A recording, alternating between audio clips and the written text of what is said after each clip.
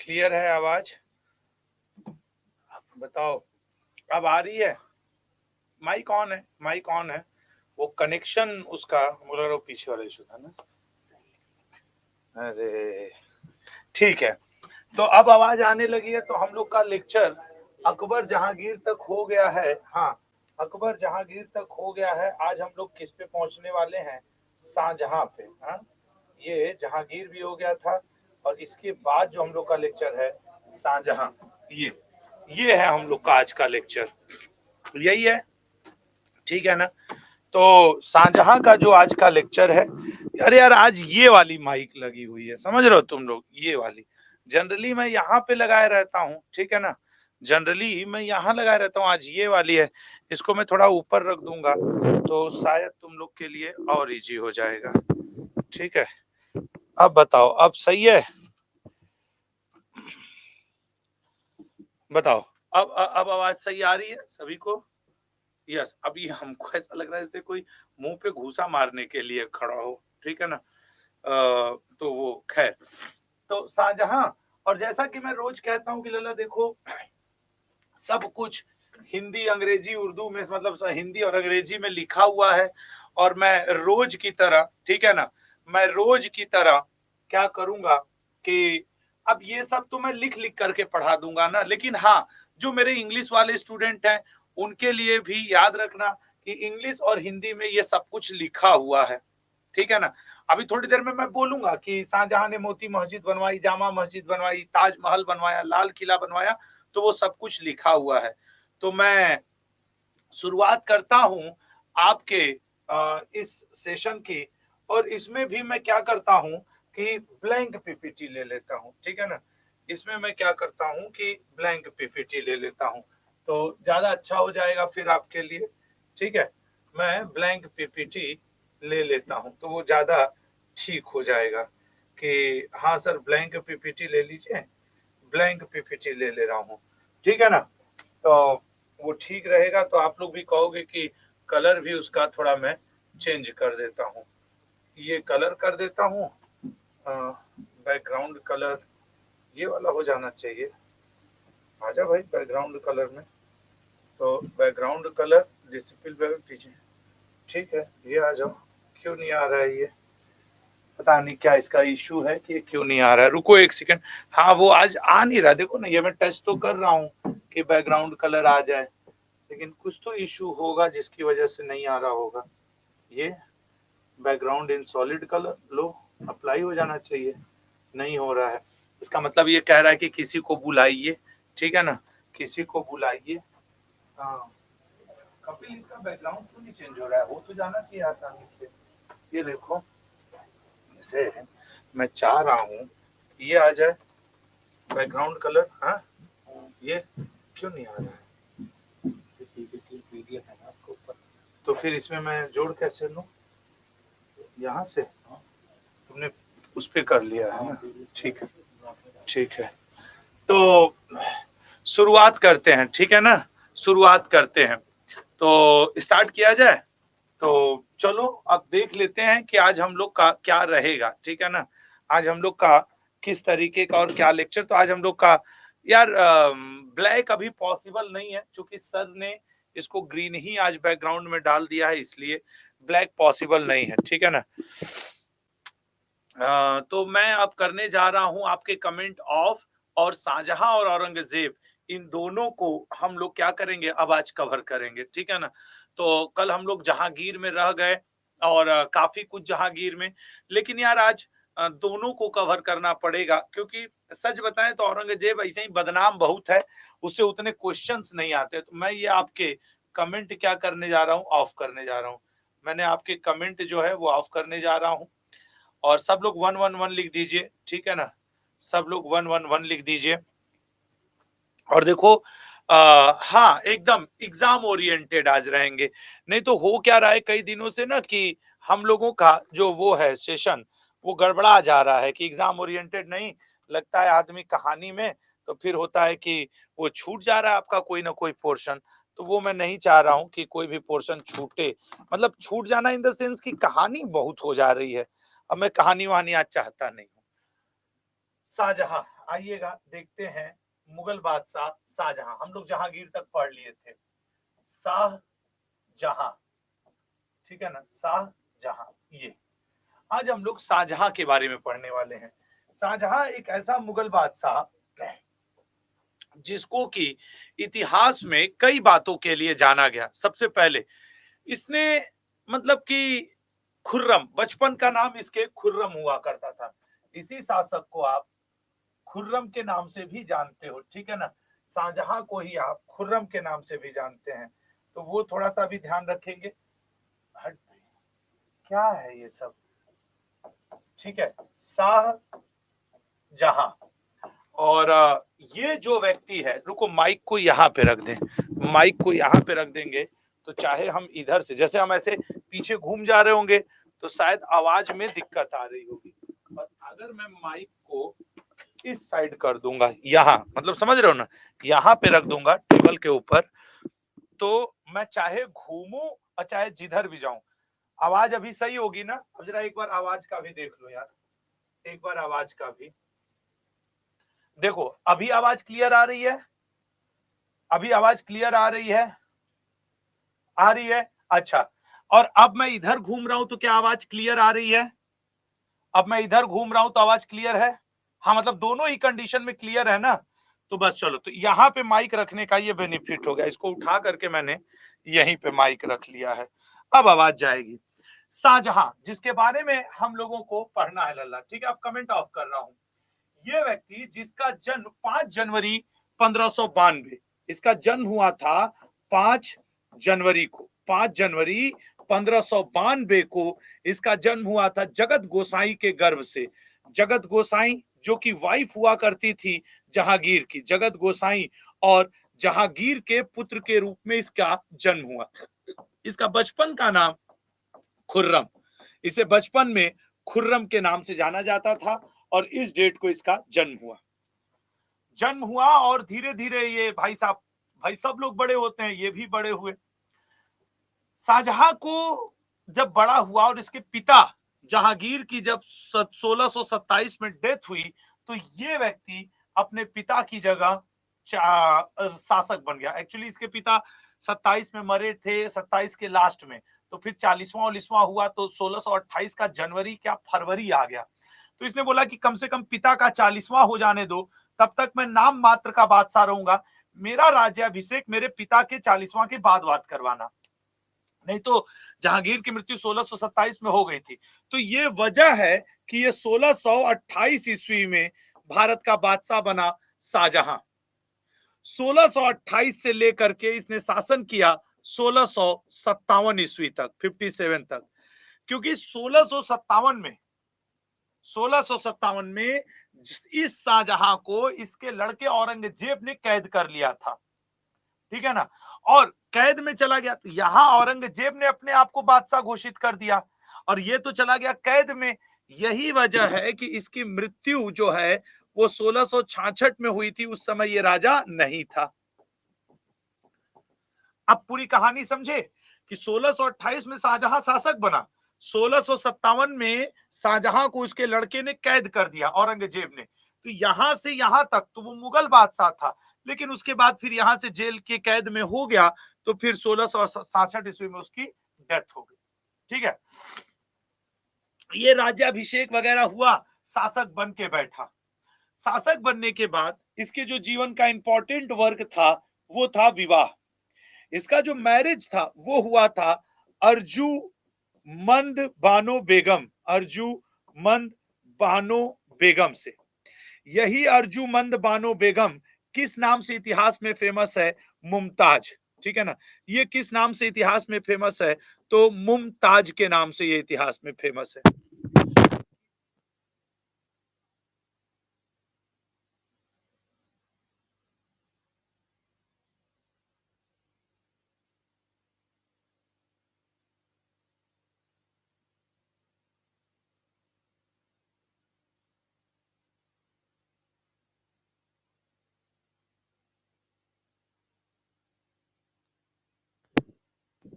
अब आ रही आवाज?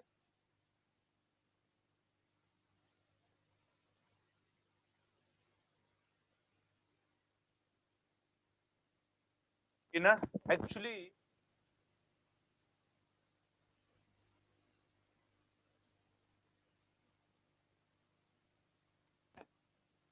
अब आ रही होगी, अब आ रही होगी, इस समय आ रही होगी आवाज। हाँ, एक सेकेंड रुको।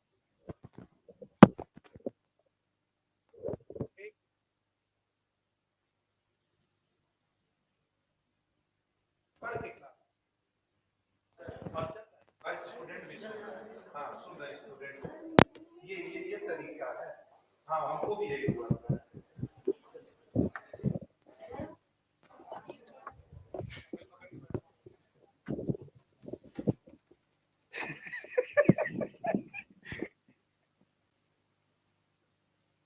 तो क्या बोले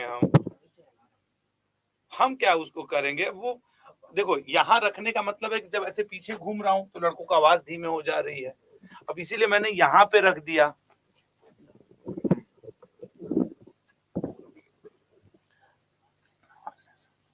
ठीक, अब आवाज जा रही है, क्लियर है ना?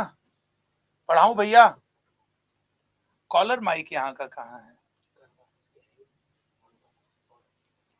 तो कॉलर माइक लगाओ। ठीक है लला, थोड़ा सा आज मैनेज करो। वो कॉलर वाली माइक कोई सर लोग से पैर से लग के टूट गई है, तो इस वजह से 2 दिन से दिक्कत आ रही है। उसके लिए ऑनलाइन ऑर्डर कर दिया गया है। एक आध 2 दिन तो ऑनलाइन वाले भी लगा देते हैं। खैर, तो हम लोग अर्जुमंद बानो बेगम, जिसे प्रसिद्ध रूप से मुमताज कहा गया, उससे इसकी शादी हुई। और इसी अर्जुमंद बानो बेगम को इसने किसने, शाहजहां ने मल्लिका ए जमानी के नाम से भी बुलाया। मल्लिका ए जमानी, ठीक है ना? तो अगर कभी पूछे कि मल्लिका ए जमानी कौन थी, तो अर्जुमंद बानो बेगम मल्लिका ए जमानी के नाम से जानी गई। ठीक है ना? मल्लिका ए जमानी के नाम से जानी गई। आपके चैट में ऑफ कर दिया। पैदा हुए, शासक बने और शादी हुई, यहां तक तो बात सर चलिए अपनी ठीक है।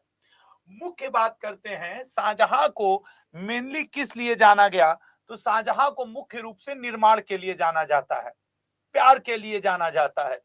जबकि शाहजहां इतना मुगलों में कट्टर शासक कोई दूसरा था ही नहीं।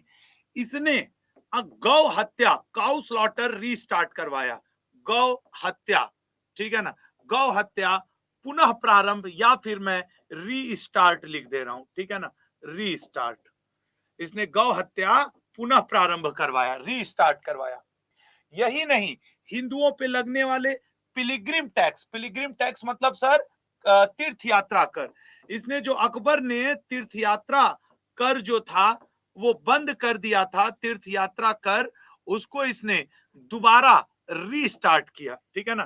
तीर्थ यात्रा कर को इसने रीस्टार्ट कर दिया, तीर्थ यात्रा कर को, पिलिग्रिम टैक्स को।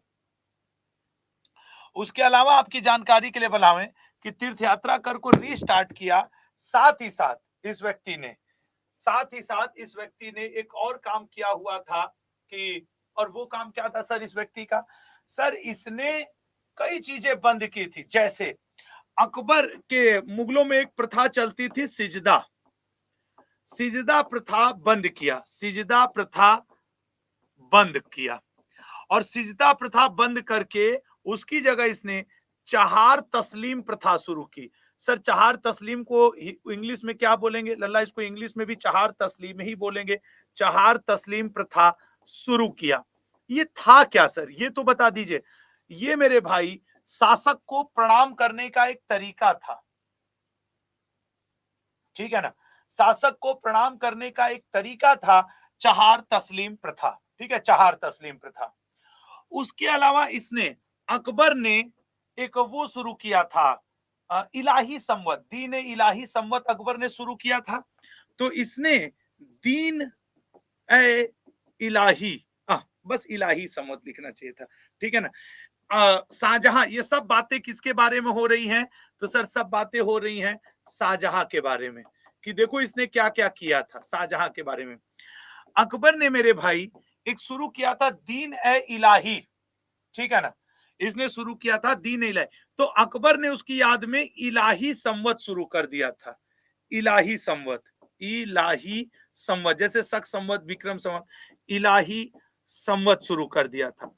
इलाही संवत को इसने क्या किया, बंद, बोला इलाही संवत बंद रहेगा, इसने शाहजहां ने, और उसकी जगह शाहजहां ने शुरू कर दिया हिजरी संवत, एक नया कैलेंडर ईयर शुरू कर दिया, हिजरी संवत, ये शुरू कर दिया, हिजरी संवत शुरू किया। तो इसने मुगलों की चली आ रही कई परंपराओं को बंद किया, ठीक है ना, कई परंपराओं को बंद किया। उसके अलावा जैसे सजदा प्रथा, राजा को प्रणाम करने की प्रथा थी, उसको बंद करके उसकी जगह चहार तस्लीम प्रथा शुरू कर दिया, राजा को प्रणाम करने का दूसरा तरीका इसने शुरू कर दिया, ठीक है ना, दूसरा तरीका इसने शुरू कर दिया।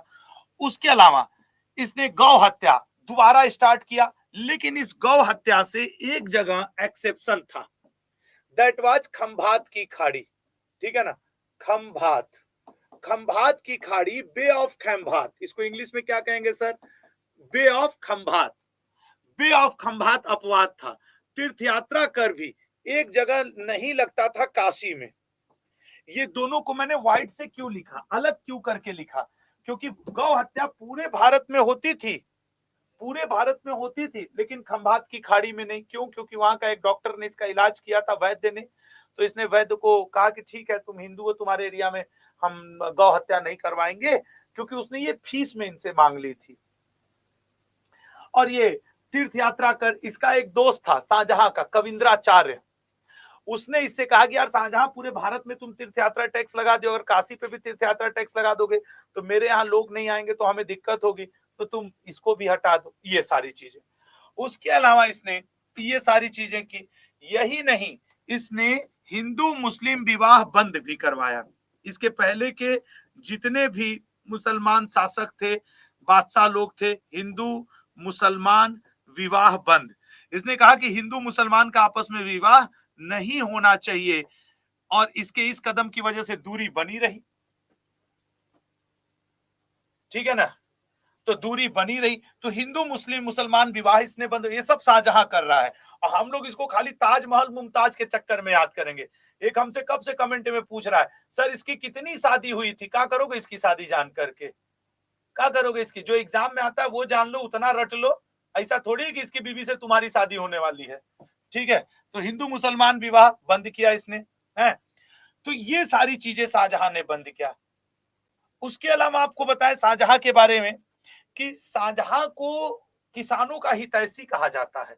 क्यों कहा जाता है सर शाहजहां को किसानों का हितैषी, क्योंकि लल्ला ये जो व्यक्ति था ना, जो शाहजहां हुआ करता था, ये इसको किसानों का हितैषी, इसने किसानों के लिए नहर बनवाया था एक्चुअली, ठीक है ना, किसानों के प्रति, इसे किसानों का मित्र भी कह लो, किसानों का मित्र कहा जाता था। रीजन सर, किसानों का मित्र इसे इसलिए कहा जाता था क्योंकि इसने एक फैज और एक नगर ए शाह, एक इसने फैज नाम की नहर बनवाई थी, और एक इसने नगर ए शाह नाम की, नगर ए शाह नामक नहर बनवाई। सर ये नहर क्या होता है, कैनल, ठीक है ना, कैनल या फिर नहर, नहर बनवाया। इसके इस कार्य की वजह से इसे किसानों का मित्र भी कहा गया है। हालांकि साइंस में किसानों का मित्र जो होता है उसे केचुआ, अर्थवर्म को कहा जाता है, लेकिन इसके फैज नहर के निर्माण की वजह से, नगर ए शाह नामक नहर के निर्माण की वजह से 60 मील लंबी थी ये नहर, 60 में करीब 90 किलोमीटर की, इसको ये सारी चीजें कही गई। साथ ही साथ आपको बताएं कि शाहजहां निर्माण के लिए फेमस हुआ, सबसे ज्यादा इसके अगर निर्माण को देखा जाए तो दैट वाज ताजमहल, मुमताज की याद में ताजमहल। अब ताजमहल से कितने क्वेश्चन बनेंगे आपके पेपर में, जैसे पूछता है कि ताजमहल का मुख्य वास्तुकार मतलब चीफ आर्किटेक्ट, सर इसकी इंग्लिश भी बोलिए, चीफ आर्किटेक्ट, मुख्य वास्तुकार, ताजमहल का मुख्य वास्तुकार कौन था, चीफ आर्किटेक्ट, दैट वाज उस्ताद अहमद लाहौरी, ठीक है ना, उस्ताद अहमद लाहौरी, उस्ताद अहमद लाहौरी चीफ आर्किटेक्ट था। इस ताजमहल का जो चीफ लेबर मतलब मुख्य मिस्त्री, आर्किटेक्ट अलग व्यक्ति हुआ और मिस्त्री मतलब लेबर कौन था, दैट वाज ईसा खां, ठीक है ना, ईसा खां इसका मुख्य मिस्त्री था। ताजमहल का ब्लूप्रिंट किस देश से, नक्शा किस देश से मंगवाया गया था, वो भी पूछता है। इटली से मंगवाया गया था।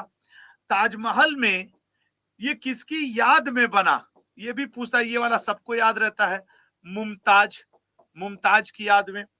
ताजमहल में किस मार्बल का प्रयोग किया गया, संगमरमर का प्रयोग किया गया। सर मकराना, राजस्थान के मकराना संगमरमर का प्रयोग किया गया। इस तरीके के क्वेश्चन आपसे ताजमहल से पूछता है, या फिर आपसे पूछ देगा कि मिनी ताजमहल किसे कहते हैं। यही सारे ऑब्जेक्टिव में रहते हैं ना। तो सर वो आपने कल बताया था एतमाद उद दौला के मकबरा को, एतमाद उद दौला का मकबरा, उसको कहा जाता है मिनी ताजमहल। ताजमहल की नकल या दक्षिण का ताजमहल, ठीक है ना, दक्षिण का ताजमहल ये किसे कहा जाता है सर, वो बीबी का मकबरा सर, जो औरंगजेब आगे बनवाएगा उसको कहा जाता है बीबी का मकबरा। और सर ताजमहल का पूर्ववर्ती, अर्लियर ऑफ ताजमहल किसे कहा जाता है, ताजमहल का पूर्ववर्ती, अर्लियर मतलब ताजमहल से पहले ताजमहल जैसी स्ट्रक्चर, दैट वाज हुमायूं का मकबरा, हुमायूं का मकबरा, ये ताजमहल जैसा। एक ताजमहल से इतने क्वेश्चन पॉसिबल हैं कि 1 2 3 4 5 6 7 8 8 9 जो भी इसमें पॉसिबल हो, ठीक है ना। ये ताजमहल, ये इसका सबसे प्रमुख निर्माण था। कहां बनाया था, आगरा में बनाया था, यमुना नदी के किनारे बनाया होता, मुमताज की याद में। उसके बाद जो इसका अन्य निर्माणों में अगर हम लोग देखें तो दिल्ली का लाल किला, जिसे आप कहते हो रेड फोर्ट, ठीक है ना, दिल्ली का लाल किला, दिल्ली का लाल किला, इसका सर कहां बनवाया, नई दिल्ली, आजकल तो नई दिल्ली में कह लो या दिल्ली में, दिल्ली कहना ज्यादा सही है, ठीक है ना, दिल्ली में। किसने बनाया सर इसे, भाई लाल किला का भी तो कोई आर्किटेक्ट रहा होगा, मौतबिंद खां ने, मौतबिंद खां, मौतबिंद खां द्वारा, ये इसका चीफ आर्किटेक्ट था, ठीक है ना। ये तो इसका स्थान था, लोकेशन। सर रेड फोर्ट में कितने गेट हैं, मुख्य रूप से 2 गेट, ठीक है ना, मुख्य रूप से 2 गेट हैं। ये स्टैटिक में पूछता है। जो लाहौरी गेट है, एक गेट का नाम है लाहौरी गेट और एक गेट का नाम है दिल्ली गेट, ठीक है ना, लाहौरी गेट और दिल्ली गेट। याद रखना, जो आजकल आप लोग अगर कभी दिल्ली आए, लाल किला घुसने गए, उसमें घुसे, घूमने के लिए गए, तो यही है मुख्य प्रवेश द्वार, एंट्री गेट इसी का है। ये आपके पेपर में पूछ चुका है कि लाल किले में अगर कोई आगंतुक घूमने आता है तो उसे किस गेट से प्रवेश दिया जाता है, या उस गेट को क्या कहा जाता है, लाहौरी गेट, ठीक है ना। वैसे तो इसके 5-6 गेट हैं, हुमायूं, अकबर, बरखी और नोबल, 6 गेट हैं इसके, हुमायूं, अकबर, बरखी, नोबल, लाहौरी गेट, दिल्ली गेट। लेकिन वर्तमान में यही 2 गेट प्रयोग में आ रहे हैं। पर्यटक जो आजकल जाते हैं वो लाहौरी गेट से जाते हैं, प्रवेश द्वार यही है। तो मुख्य रूप से इसके 2 गेट है, ऐसे इसके 6 गेट है, ठीक है ना। लाल किला को शाहजहां के समय जब इसने बनवाया था तो कहा जाता था किला ए मुबारक, उसने लाल किला नहीं कहा था, उसने इसको कहा था किला ए मुबारक। इसी को हिंदी में कहा जाता है लकी फोर्ट, भाग्यवान किला। अगर कभी पूछ दिया जाए कि मुगलों के द्वारा बनाए गए भाग्यवान किला का लोकेशन क्या है, तो आधे लोग पागल हो जाएंगे कि भाग्यवान किला कौन सा था, या किला मुबारक। लाल किले को ही शाहजहां के समय से किला मुबारक कहा जाता था। वो तो फिर अंग्रेज आए तो रेड फोर्ट ये हो गया, लाल किला हो गया, सब रेड कलर का दिखता था तो रेड फोर्ट, लाल किला, लाल किला। मुगल थोड़ी इसको लाल किला या रेड फोर्ट कहते थे, वो तो इसको किला मुबारक कहते थे।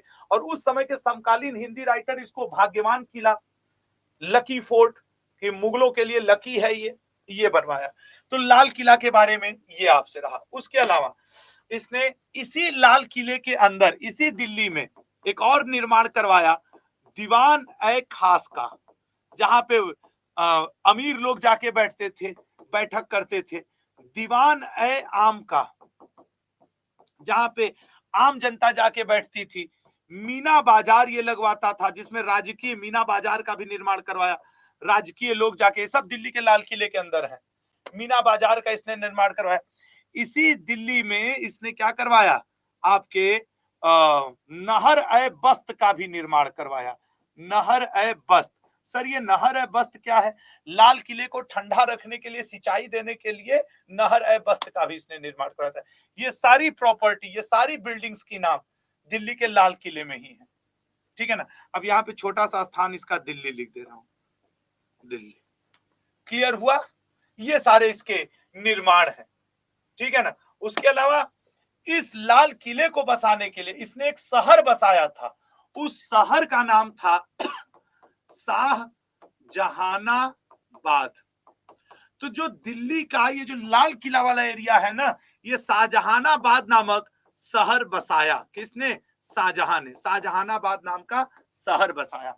उस शहर में शाहजहां ने लाल किला बनवाया, या किला है मुबारक बनवाया, ठीक है ना। तो ये फिर उसके अलावा अगर इसके निर्माण देखे जाए तो इसने जहांगीर का मकबरा भी बनवाया है।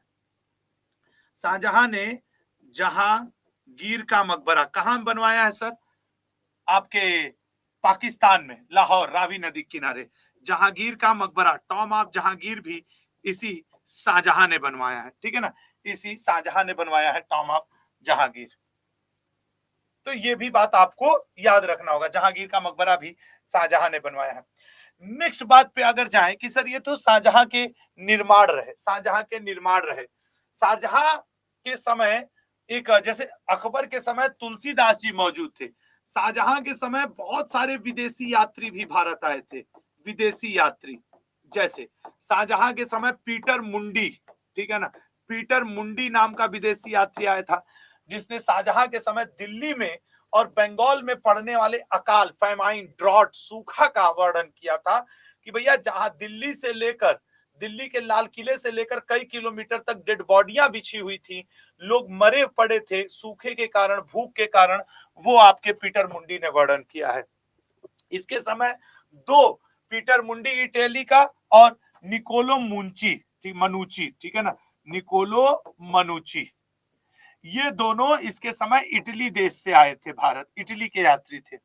उसके अलावा बर्नियर, बर्नियर नाम का इतिहासकार और एक ट्रेवेनियर, बर्नियर और ट्रेवेनियर, ठीक है ना, बर्नियर और ट्रेवेनियर, बर्नियर और ट्रेवेनियर, ये दोनों फ्रांस से आए थे। एक बार रेलवे और एक बार सीजीएल के पेपर का मैंने क्वेश्चन देखा है कि वह कौन सा विदेशी यात्री था जो 6 बार भारत आया था।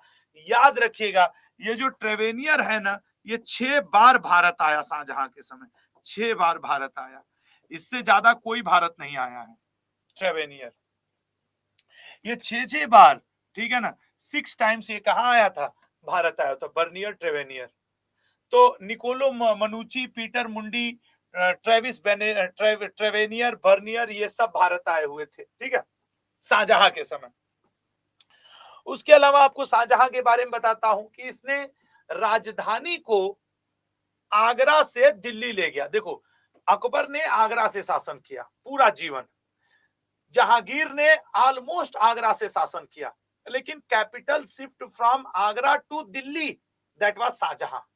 शाहजहां ने शाहजहानाबाद नामक शहर बसाया, वहां लाल किला बनाया और फिर अपने वो खुद आ गया, ठीक है ना, वो खुद वहां पे आ गया। तो that was what, that was आपके शाहजहां, ठीक है ना। उसके अलावा अगर बात किया जाए तो ऐसा तो शाहजहां से रिलेटेड कुछ नहीं ही पॉइंट बनता है। इसने किसानों का हितैषी वगैरह संग, इसके टाइम को golden time period of Indian monuments बोला जाता है। Golden time period of Indian monument से क्या मतलब है भैया? देखो, मोनूमेंट्स मतलब होता है स्थापत्य कला, स्टेबल बिल्डिंग। जितनी भी स्टेबल्स बिल्डिंग थी, जैसे लाल किला, और वो क्या कहा जाता है, एक इसने जामा मस्जिद बनवाई, मोती मस्जिद बनवाई, वो मैं इसके निर्माण में पीछे वाले में लिख देता हूं। यहाँ पे इसने एक मस्जिद बनवाई थी दिल्ली में, जामा मस्जिद, लाल किला के ठीक सामने, अपने नमाज पढ़ने के लिए। एक इसने बनवाई थी मोती मस्जिद। ये जो मोती मस्जिद थी, ये इतिहास में 2 मोती मस्जिद है, एक है आपके दिल्ली में और एक है आपके आगरा में। इसने जो बनवाया था आगरा में बनवाया था, ठीक है, मोती मस्जिद इसने आगरा में बनवाया था। तो ये आप बात थोड़ा सा याद रखेंगे। इसके समय सूरदास मौजूद थे, चिंतामणि, सूरदास इसके समकालीन लोग थे, ठीक है ना, चिंतामणि और सूरदास। फिर 1657 में इस शाहजहां को इसके पुत्र ने गिरफ्तार किया जिसका नाम था औरंगजेब। अब देखो शाहजहां, अब इनके जो वो वाले टाइम पीरियड थे वो बीत गए। अब ये 1628 में शासक बने और 1657 में कैद हो गए। इनको कैद करके किसने, औरंगजेब ने अपने बड़े पुत्र मोहम्मद के द्वारा इनको कैद करवाया आगरा के किला में, ठीक है ना। आगरा किला, जिस किला से ये शासन कर रहे थे उसी किला में ये कैद हो गए। तो शाहजहां की एक लड़की थी जिसका नाम था जहां आरा, एक इसकी लड़की थी जिसका नाम था रोशन आरा, एक इसकी लड़की थी जिसका नाम था गौहन आरा, ठीक है ना, गौहन आरा। इसको 3 लड़कियां और 4 लड़के। बड़ा लड़का का नाम था दारा सिको, दारा सिको मुराद, ठीक है ना, दारा सिको मुराद, और एक और था और एक औरंगजेब, ठीक है ना। मुराद के अलावा एक का नाम मुझे सूजा, ठीक है ना, हाँ सूजा था, एक दारा सिको था, एक औरंगजेब। ये शाहजहां के 7 पुत्रों के नाम है। एक्चुअली शाहजहां को मुमताज से, ठीक है ना, ये इसकी 6वीं पत्नी थी, मुमताज से 14 बच्चे पैदा हुए, ठीक है। देखो कितना जबरदस्त प्यार करते थे ये, ठीक है ना, कितना जबरदस्त प्यार था। 6वीं पत्नी में इनको प्यार समझ में आया, इतना प्यार 6वीं पत्नी से कि 14 बच्चे मुमताज से पैदा किए। जो 14वीं संतान थी वो एक बेबी गर्ल थी, बेबी गर्ल, ठीक है ना, बेबी गर्ल। इसी को पैदा करते समय मुमताज को डिलीवरी पेन की वजह से डेथ हुई, डिलीवरी पेन, ठीक है ना, डिलीवरी पेन, और मुमताज की क्या हो गई, डेथ हो गई। इस 14 में इनके 7 बच्चे जिंदा रहे, 7 बच्चे मर गए। वो जो 7 बच्चे जिंदा रहे उनमें 4 लड़के और 3 लड़कियां थी।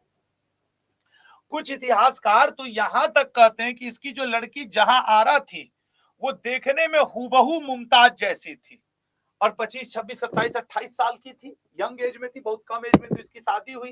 ये सबसे बड़ी लड़की थी पैदा होने में, तो ये देखने में मुमताज जैसी थी। तो जब ये जेल में कैद हो गया तो कुछ इतिहासकार कहते हैं कि जहां आरा भी जेल में रहने लगी, ठीक है ना, जेल में रहने लगी, अकॉर्डिंग टू कुछ हिस्टोरियन रहने लगी। अपने पिता को ले जाके खाना वाना देना, उनका सेवा करना, ये सब करने लगी। और कुछ इतिहासकार कहते हैं नहीं, इसका और इसका बाप और बेटी के ही गलत संबंध थे, क्योंकि शाहजहां इसे मजबूर किया हुआ था, क्योंकि इसके में इसको मुमताज की झलक दिखती थी, तो अपने ही पास रखता था कि तुम यहीं रहो मेरे साथ, तुम मुमताज हो मेरी। ये दोनों बातें हैं मार्केट में, इन द सेंस हिस्ट्री के बुक में। और जब शाहजहां की मृत्यु 1657 में वो कैद हुआ, और जब शाहजहां 1666 में क्या हुआ, इसकी डेथ हो गई, मृत्यु हो गई कैद में, तब जाकर के ये जेल से बाहर आई, बाहर आई, और इसने शेरो शायरी गजल घायल आशिक की तरह रहना शुरू कर दी। गजल उजल कहती थी, शादी वादी नहीं की, खाली शायरी, प्रेम वाली शायरी करती थी। अल्लाह जाने, भगवान जाने कि ये इसकी बेटी इसका ध्यान देने के लिए इसके साथ में रही या कोई अन्य कारण रहा, क्योंकि ना आप ये कंठस्थ कह सकते हैं, ना हम, ना उस समय के इतिहासकार, भगवान जाने, अल्लाह जाने इस बारे में। लेकिन ये बात सच है कि ये 1657 से लेकर 1666 तक अपने पिता के ही पास रह गई थी। दोनों बातें हो सकती हैं, एक आदर्श लड़की भी ये हो सकती है, बिटिया रानी भी हो सकती है, और हो सकता है शाहजहां तो कैरेक्टरलेस था ही, 6 शादी, 14 बच्चे, ये कोई जनरल व्यक्ति तो नहीं करेगा। बल्कि शाहजहां के रिस्पेक्ट में औरंगजेब की एक बात अच्छी थी। आप कहोगे क्या बात थी अच्छी सर? औरंगजेब जीवन भर एक ही पत्नी से प्यार किया, उसी के लिए बीबी का मकबरा बनवाया, बिल्कुल कैरेक्टरलेस, मतलब औरंगजेब में बुराइयां थी, मंदिर तोड़ा, बदतमीज टाइप का इंसान था, एक धर्म के प्रति झुका हुआ, कई तरीके की कमियां थी औरंगजेब में। लेकिन एक जो उसकी बात उसको अन्य मुगल बादशाहों से अलग करती है वो ये कि वो कैरेक्टरलेस टाइप का नहीं था। यही तो वजह है कि औरंगजेब को फिर जिंदा पीर कहा जाता है। अगर वो कैरेक्टरलेस होता तो उसे जिंदा पीर ना कहा, जबकि उसका बाप एक नंबर का कैरेक्टरलेस था। समझ रहे हो?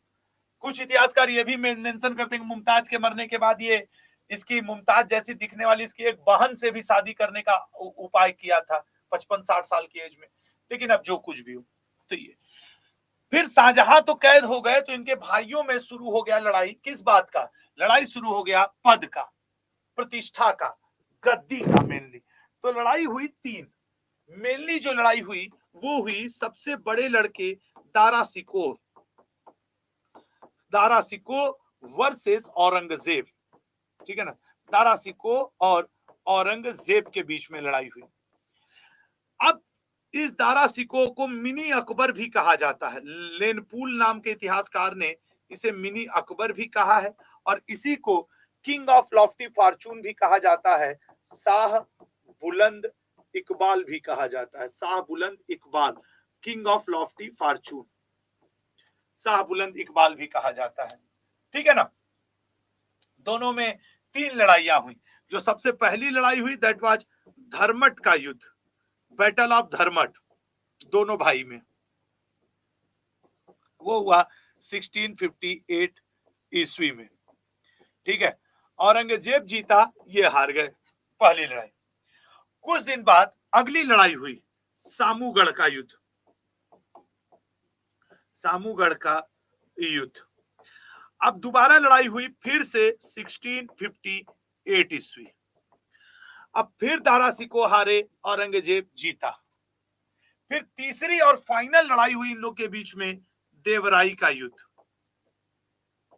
ये उत्तराधिकारी पद के लिए लड़ा गया आखिरी युद्ध था, जो लड़ा गया 1659 ईस्वी में, और इसमें ये हारे और औरंगजेब जीता। अब औरंगजेब ने इन पर धर्म का अवहेलना करने के नाम पे इनका गला चौराहे पे ले जाके काट दिया। क्यों? क्योंकि दारा शिकोह ने हिंदू धर्म में लिखी गई उपनिषद किताब को फारसी भाषा में कन्वर्ट किया था, और उस किताब का नाम रख दिया था इसने सिर्र-ए-अकबर, महान रहस्य की किताब। अकबर मतलब होता है महान, ठीक है ना, सिर्र-ए-अकबर।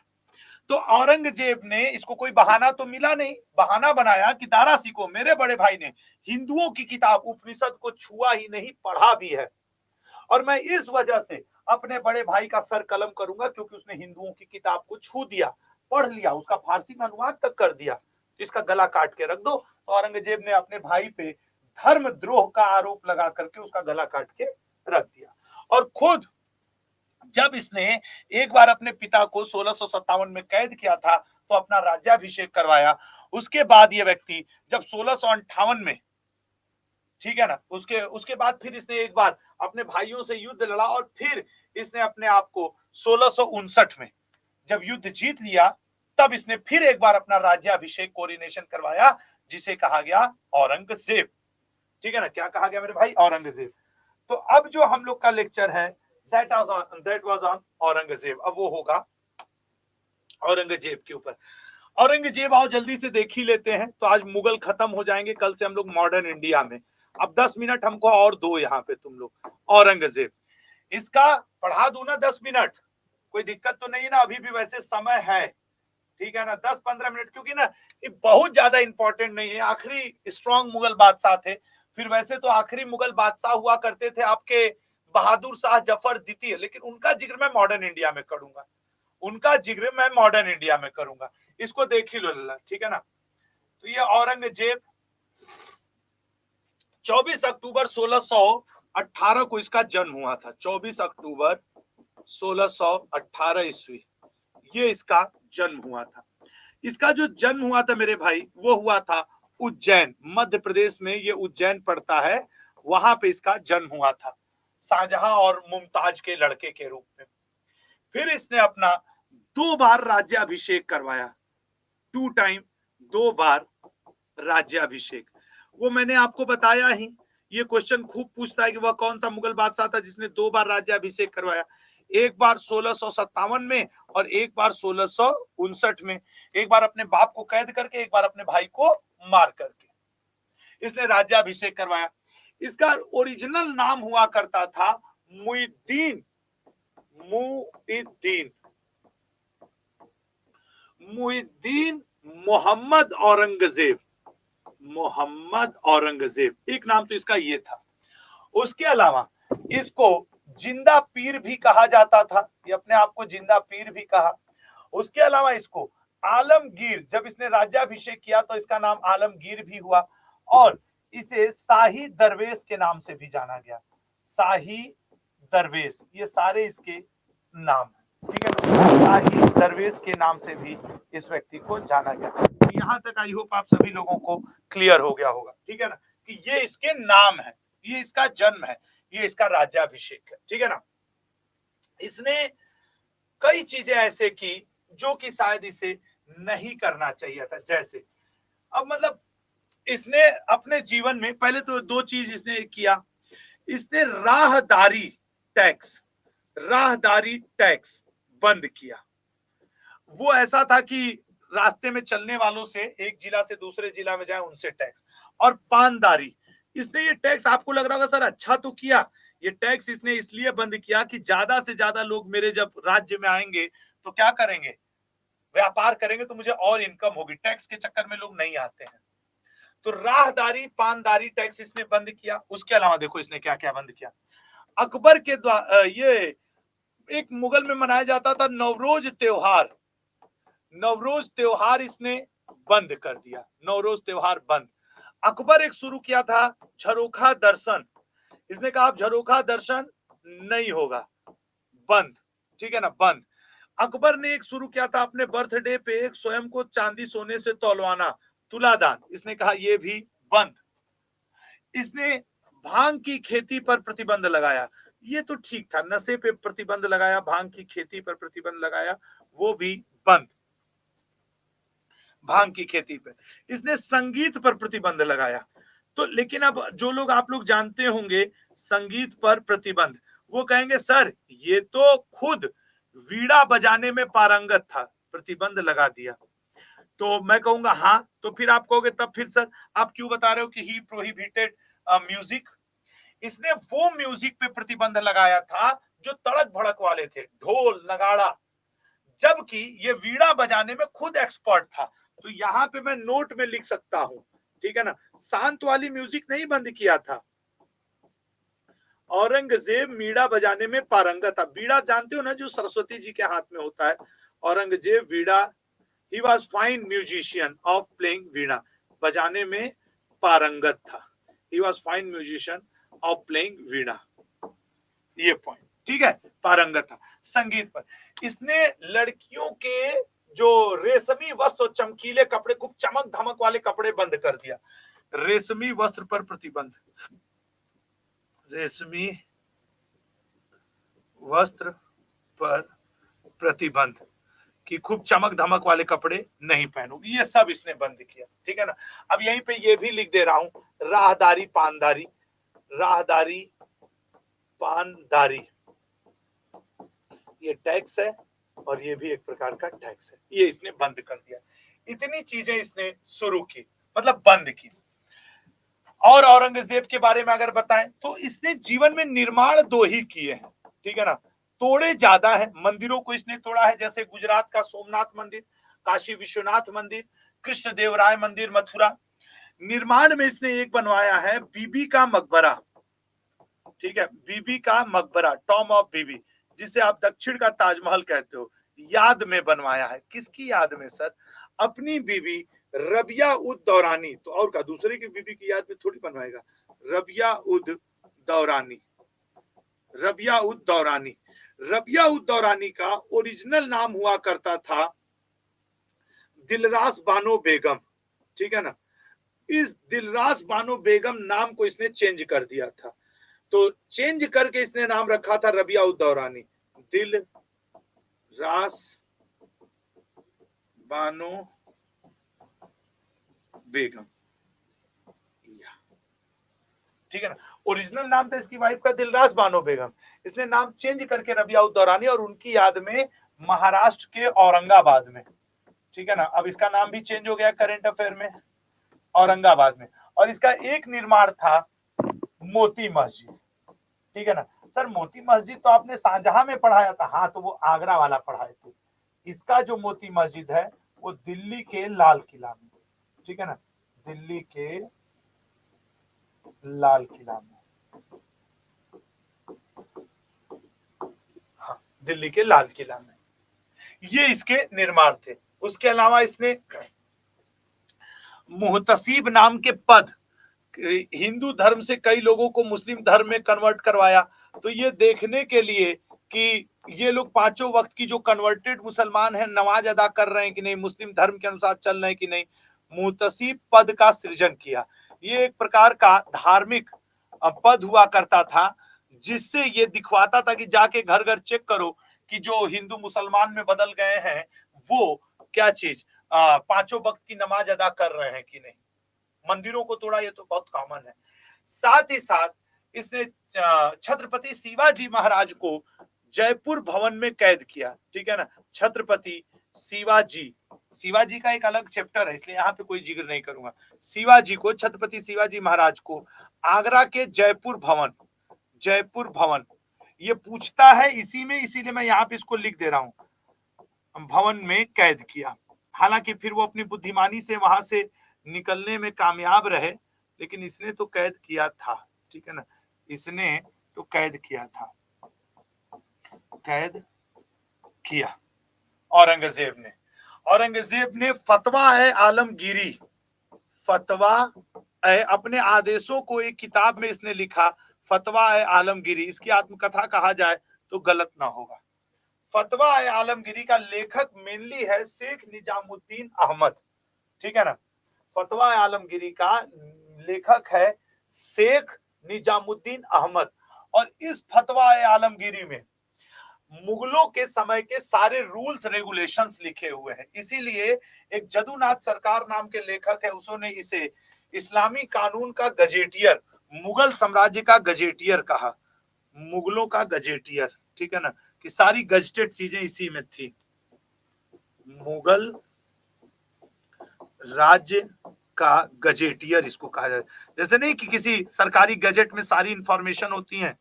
तो फतवा आलमगीरी जो कि मुख्य रूप से लिखा गया शेख निजामुद्दीन अहमद के द्वारा। ठीक है ना, इसका लेखक कौन है, तो इसका मेन लेखक है शेख निजामुद्दीन अहमद, निजामुद्दीन अहमद, ठीक है, अहमद, ये इसका मेन लेखक है। और इसी किताब को, इसमें मुगलों के समय के सारे नियम कानून धर्म व्यवस्था सब कुछ लिखा हुआ है। इसीलिए इसे जदुनाथ सरकार नाम के एक बहुत बड़े इतिहासकार है आधुनिक भारत में, उन्होंने इसे मुगल का गजेटियर कहा है। ठीक है ना, बल्कि औरंगजेब ने अपने पत्रों को एक जगह भी किया है, जितने पत्र उसके छत्रपति शिवाजी को दिया, या सिखों के 9वें गुरु गुरु तेग बहादुर की भी इसने हत्या की थी, शीशगंज गुरुद्वारा आज वहीं पे है दिल्ली में। रुकाते आलमगीरी, इसने एक और रचना की, एक रचना की थी रुकाते आलमगीरी। ये रुकाते आलमगीरी क्या है सर? रुकाते आलमगीरी औरंगजेब के पत्रों का संकलन, औरंगजेब के पत्रों का संकलन, ये है रुकाते आलमगीरी। जितने इसने अपने जीवन में लेटर लिखे सबको एक जगह कर दिया और उसका नाम रख दिया रुकाते आलमगीरी, कलेक्शन ऑफ लेटर्स। ठीक है ना, वो है। फिर 1707 ईस्वी में इसकी डेथ होती है। याद रखना, इसने सिखों के 9th गुरु गुरु तेग बहादुर की भी हत्या की थी। फिर उसके बाद 1707 में इसकी डेथ होती है, 1707 में डेथ, ठीक है, किसकी? औरंगजेब की। और उसके बाद औरंगजेब को कहां दफनाया जाता है? वहीं औरंगाबाद महाराष्ट्र में। ठीक है ना, इसका जो मकबरा है वो औरंगाबाद महाराष्ट्र में ही इसका मकबरा है, वहीं पे इसको दफना दिया जाता है 1707 ईस्वी में। ठीक है ना, तो ये सारी है। और शेख बुरहाउद्दीन के मकबरा के बगल में, ठीक है ना, और औरंगाबाद दौलताबाद, यार दौलताबाद, इसको दफनाया गया है। एग्जैक्ट जगह है दौलताबाद में, दौलताबाद में, दौलताबाद में। वो भी कहां पे? शेख बुरहाउद्दीन, ठीक है ना, बुरहाउद्दीन, शेख बुरहाउद्दीन के मकबरा में, ठीक है ना, के मकबरा परिसर में, जहां शेख बुरहाउद्दीन के मकबरा परिसर में दफनाया गया, वहीं पे इसका क्या है? मकबरा है। ठीक है, तो वो थोड़ा सा याद रखिएगा, दौलताबाद में शेख बुरहाउद्दीन के मकबरा में इसको दफना दिया गया है। ठीक है ना, 1707। इसके डेथ के बाद सच कहा जाए तो मुगलों में कोई योग्य शासक नहीं हुआ। जो हुआ तो वो आखिरी मुगल बादशाह बहादुर शाह जफर द्वितीय, और बहादुर शाह जफर द्वितीय के बारे में हम लोग कल पढ़ेंगे मॉडर्न इंडिया। बस आज के लिए इतना ही, नहीं मैं खुद जाना ज्यादा हो जाएगा, ठीक है ना। बस आज के लिए इतना ही। तो यहाँ हम लोग का आज मुगल साम्राज्य खत्म होता है। कल से हम लोग मॉडर्न इंडिया में एंट्री करेंगे। और याद है ना कि मैंने एक कहा था कि मैं तो धीमे धीमे पढ़ाऊंगा, आराम आराम से, लेकिन एक आध लेक्चर में होमवर्क दूंगा। हाँ, छत्रपति संभाजी नगर, वो जो एक आध आपके खुलदाबाद, हाँ वो खुलदाबाद भी उसको कहते हैं, दौलताबाद के पास है खुलदाबाद लल्ला, ठीक है ना, दौलताबाद के पास ही। तो वो है आपके। तो आज के लिए इतना ही, और ठीक है ना। नहीं, औरंगजेब का जन्म स्थल उज्जैन के पास दाहेद नामक जगह है, मुझे पता है। वो जो उज्जैन हम लिखे हैं ना, उज्जैन के पास दाहेद नामक जगह पे औरंगजेब का जन्म हुआ था, ठीक है ना। आनंद है 14। चलिए, तो अब मैं बताऊंगा होमवर्क क्या रहेगा। एक लेक्चर आप लोग का होमवर्क रहेगा, वो आज ही बता दे रहा हूं आप लोगों को। ये 2 लेक्चर मराठा स्वयं से पढ़ना है और मुझसे पूछना है, ठीक है ना। मराठा आप लोगों का होमवर्क लेक्चर है, ठीक है। मराठा आप लोग, क्योंकि छत्रपति शिवाजी महाराज के बारे में आप में से मैक्सिमम लोग जानते हो। वो खाली होगा क्या कि 1 घंटा हम लोग पढ़ेंगे छत्रपति शिवाजी महाराज को, और फिर चूंकि ये लगभग आप सभी का तैयार लेक्चर है, ठीक है ना, ये आप सभी का लगभग तैयार लेक्चर है, सभी जानते हो, लेकिन फिर भी आप उसमें कहानी सुनना चाहते हो, तो ये एक लेक्चर आपका रहेगा मराठा वाला, जो आपको स्वयं से पढ़ना होगा, और मुझसे अगर आपकी कोई क्वेरी होगी तो वो हम बताएंगे आपको, ठीक है। चांदनी कुमारी कर ये नहीं जानते तो पढ़ के जानो, क्योंकि मैं ऑलरेडी बहुत स्लो चल रहा हूं, और मैं बार बार कहूं कि एक लेक्चर में होमवर्क में दूंगा, तो वो मैंने दिया है, ठीक है ना। हाँ, अकबर मीना बाजार लगाता था, लेकिन मीना बाजार को स्टेबल करने वाला जहांगीर था, ये शाहजहां जहांगीर थे, ठीक है ना। एक मीना बाजार लगाना और उसके लिए एक बिल्डिंग बनवा देना, एक स्टेबल जगह बनवा देना, वो ये थे, ठीक है ना। Thank you so much. जय हिंद, जय भारत। हाँ, दिल्ली का लाल किला 10 साल में कंप्लीट हुआ था लल्ला, ठीक है।